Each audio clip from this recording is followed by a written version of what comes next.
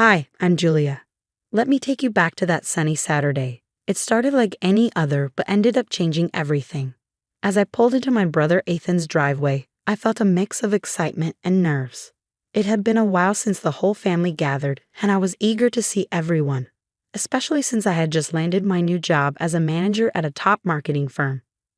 My old car, a 2002 blue sedan, was packed with bags of chips and homemade salsa. It wasn't much to look at, but it was mine, paid off and reliable. As soon as I got out, Ethan was the first to greet me. "Hey, Jules, we were starting to think you'd bailed on us." "Never," I laughed, handing over the snacks. Traffic was a nightmare. Walking into the backyard, the smell of grilled burgers hit me. And there was Vanessa, Ethan's wife, looking like she just stepped out of a magazine shoot in her summer dress and designer sunglasses. My parents waved from the grill, and my younger siblings, Mike and Sarah, were setting up outdoor games. Finally, the guest of honor arrives. Vanessa called out, her voice loud enough for the neighbors to hear. She glanced at my car, parked next to their brand new SUV.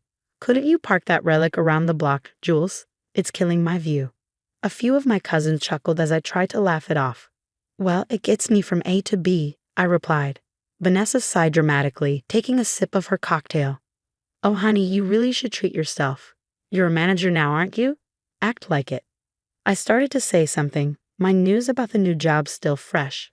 But Vanessa had already moved on, gathering a group to announce the start of a game. I stood there, her words stinging, until Ethan caught my eye and shrugged apologetically, mouthing, "Don't let her get to you." The afternoon went on with the usual barbecue fun, games, mingling, and catching up. But Vanessa's comment gnawed at me. It wasn't just about the car, it was her way of reminding me where I stood in her world. As we all sat down to eat, the conversation buzzed with updates from everyone's lives.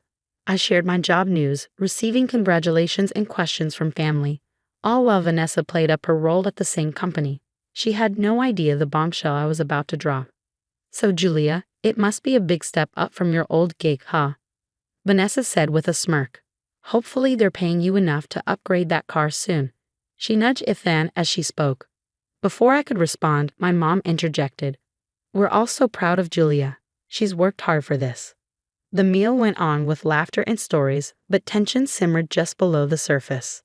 As the sun set and people started saying their goodbyes, I helped clean up, all the while thinking about Vanessa's arrogance and the reality of what awaited on Monday. That Monday morning, walking into the sleek glass building, my stomach was in knots.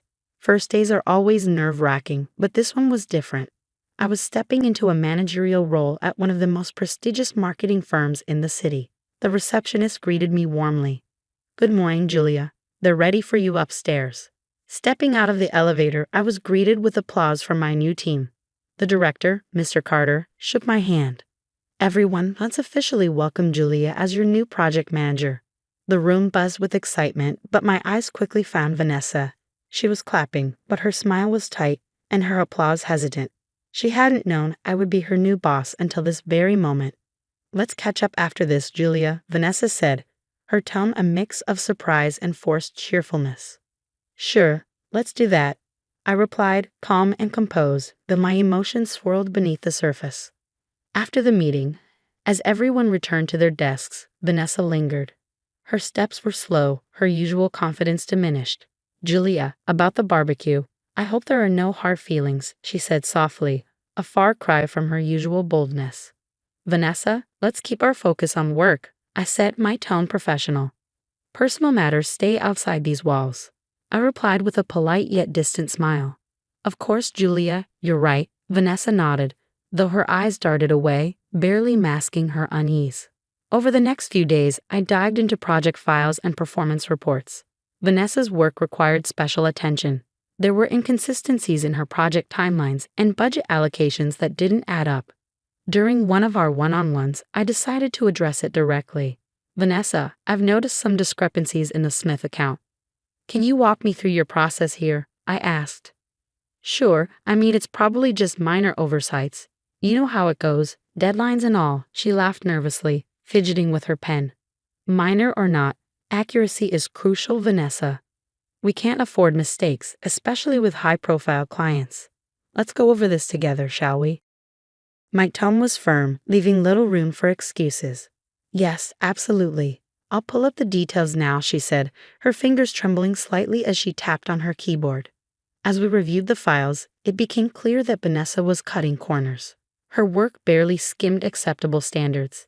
Each session revealed more gaps, and I documented everything meticulously, preparing for the inevitable.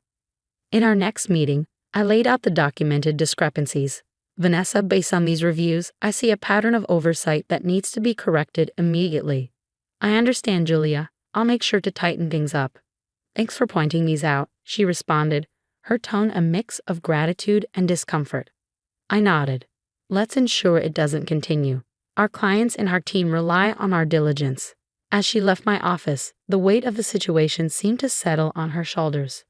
For me, it was about protecting the integrity of our work, but I couldn't help but feel a faint twinge of satisfaction. Justice, in its own way, was being served. That following Monday, the stakes were high, not just for me, but for Vanessa too.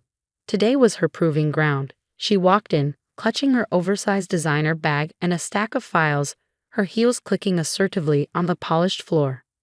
About a minute? I beckoned her into my office, my tone purposeful. Sure thing, she replied, smoothing her blouse as she sat down. I'm putting you in charge of the Henderson project, I said, laying out the project details in front of her. It's small but crucial. Think of it as an opportunity to showcase your skills. Vanessa's eyes flicked up, a mix of nervousness and excitement shining in them. Really? Thanks, Julia. I won't let you down.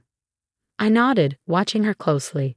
I'll be guiding you through it, but I want to see what you can do when you're leading. As the days rolled on, I kept a close watch on her progress. Meetings were frequent, and I documented every decision and approval. Vanessa's initial enthusiasm began to wane as the pressure mounted. During one of our strategy sessions, I asked Vanessa during our last review, you mentioned outsourcing some of the graphics work. Have you vetted the vendor properly? Oh yeah, they're good. I think they'll be fine, she replied hastily. It's crucial they're more than just fine. Can you share the vetting process you followed? I pressed, knowing any misstep now would be on record. She fumbled through her files, her facade of confidence slipping. I'll get that info to you by the end of the day. I just didn't bring the paperwork with me right now. Days turned into weeks, and the project deadline loomed. In a team meeting, it was Vanessa's turn to present her progress. The room was full, and the air was thick with anticipation. Vanessa stood at the front, her report in hand, but her usual poise was absent. All right, let's see. For the marketing strategy, we're planning to. She stumbled over her words. Her report lacked the depth and clarity expected. Mr. Carter, seated in the corner, raised his eyebrows and gave me a slight nod. This was the moment. Vanessa, I interjected, could you elaborate on how the budget was allocated? There seemed to be some discrepancies between your report and the initial estimates. Her face flushed. Well, I had to make some last-minute changes. The costs, they kind of got away from me. I see. It's crucial we stick to the planned budgets, especially with new clients, I remarked, turning to share a look with the team. It's important we all learn from this. The meeting ended, and as the team shuffled out, murmurs of concern about the project's status filled the room. Vanessa lingered, her defeat almost palpable. Julia, I tried to handle it. I don't know what went wrong, she confessed, her voice low. Managing projects is about oversight and adaptability, Vanessa. Let's discuss how we can rectify this, I said, my tone firm but not unkind. I knew this moment wasn't just about her failure, it was about setting a standard for everyone. Vanessa nodded, agreeing to meet later. I documented everything carefully. Her mismanagement was now evident to the entire team. Though I took no pleasure in her struggle, I knew it was necessary to protect the company and its clients. This was about justice, not revenge. Upholding professional standards was key. The day after that disastrous meeting, the office was eerily quiet. As I made my way to my desk, whispers trailed behind me like a shadow. Vanessa, pacing by the water cooler, intercepted me before I could sit down. This was a setup, wasn't it? You've been out to get me from the start, she accused, her voice tense and strained with anger and confusion. I gave you an opportunity, Vanessa. The outcome was in your hands, not mine, I replied, calm and measured against her rising tone. But you watched me fail. You could have helped more. You could have guided me, she said, desperation creeping into her voice. Helping is one thing. Doing your job for you is another. We all have to meet our standards, and unfortunately, you didn't meet yours, I said. She scoffed, throwing her hands up in frustration. So that's it, huh? You're just going to watch me go down. I document everyone's performance, Vanessa. It's not personal, it's my job. Later that afternoon, Mr. Carter called us into his office. The atmosphere was thick, almost suffocating, as Vanessa and I sat across from him. He laid out the papers I had compiled, mismanaged budgets, unvetted vendors, timeline discrepancies. After reviewing the evidence and considering Julia's observations, we've decided it's best for the company that we part ways with you, Vanessa, he said firmly. Her face went pale, the fire in her eyes extinguished by the weight of the decision. I understand, was all she could manage, her voice barely a whisper. The news of Vanessa's termination spread quickly. At the next family gathering, the mood was mixed. My brother Ethan approached me as I poured myself some coffee. I know it's been rough, Jules. Are you okay? His concern was genuine, and it touched me.